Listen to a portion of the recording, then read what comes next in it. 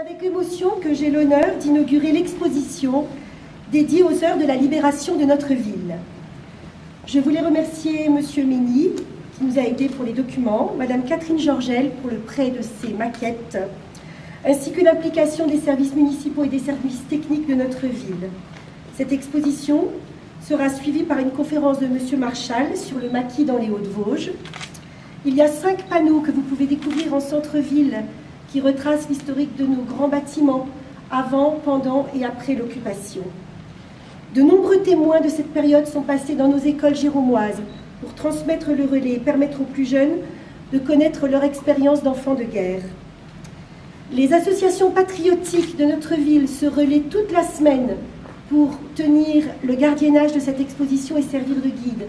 Que toutes ces personnes soient remerciées pour le travail effectué. Du 22 juin 1940 au 19 novembre 1944, notre cité, comme celle de nombreuses communes de notre territoire, est occupée par l'armée allemande. De longs mois de peur, de bombardements, de restrictions, de craintes pour les Géromois.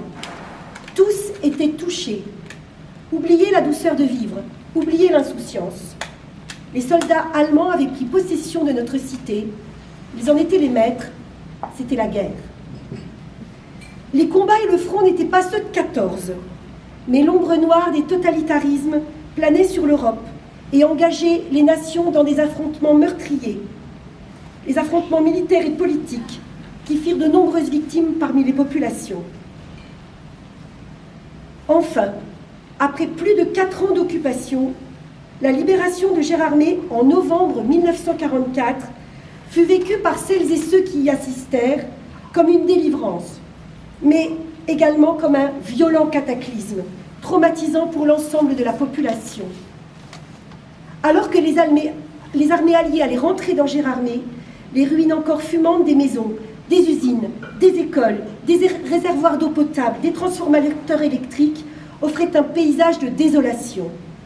Les soldats ennemis, en prenant la fuite, avaient pratiqué la politique de la terre brûlée, laissant Gérardmer détruite à 85%.